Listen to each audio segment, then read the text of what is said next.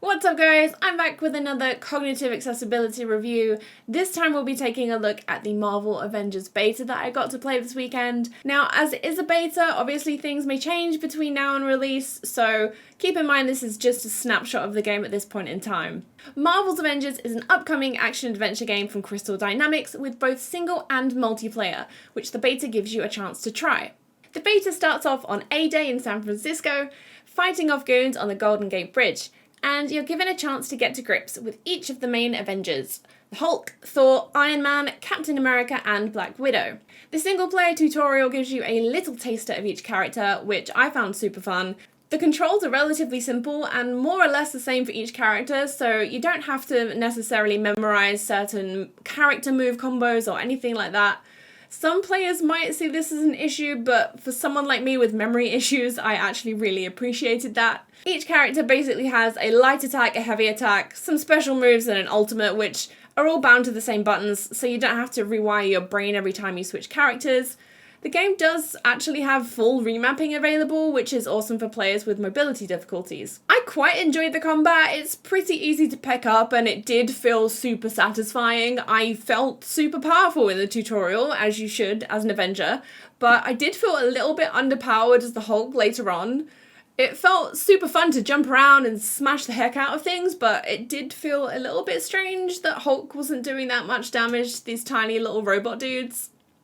The game has your standard difficulty modes: easy, normal, hard and brutal, and normal felt pretty well balanced for me personally right now.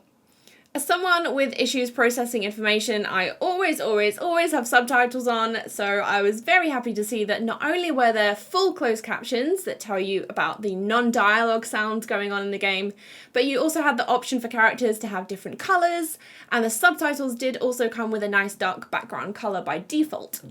Unfortunately, there was no option to adjust the font size in the subtitles or any of the UI text, which was actually so small at times that I just gave up reading it.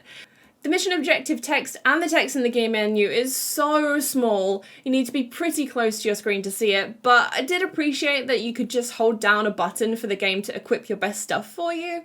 I had a little bit of trouble finding my way around the game as there's no map, there's no mini-map or waypoints or anything like that, so I did have a few times where I genuinely couldn't figure out where I was meant to be going or what I was meant to be doing.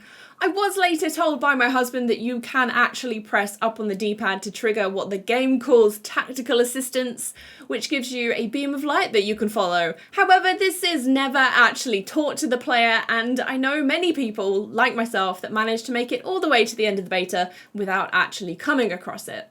Not realising there was any navigation assistance was pretty annoying, but my biggest issue that actually made me stop playing the game completely was the screen shake. Oh my gosh, you guys, this game is so bad if you suffer from any kind of motion sickness. The screen literally does not stop shaking and there is no way to turn it off. I understand from a game design perspective it makes a lot of sense for the screen to shake when your heroes throw down a powerful move, but denying players the ability to turn it off is actually going to stop people from being able to play your game at all. I started getting a headache about 10 minutes in, and after an hour or so I had to go lay down in a dark room. Motion sickness is something that's definitely becoming more understood in gaming, and developers are starting to include features that help alleviate this for some players. The Last of Us 2 did an amazing job with this, with things like being able to add a persistent center dot, as well as being able to mess around with the camera shake, the field of view, the motion blur, but Avengers really missed the mark on this. In its current state, I would say that I'm probably not going to be able to play this game on release, purely for the fact that it physically makes me unwell, but hopefully that's something they'll take on board before launch, who knows. Thank you guys so much for watching. Please do let me know what you thought of the beta in the comments if you have had a chance to play it, or if there's anything coming up that you would like me to review, and I will see you all next time. Bye!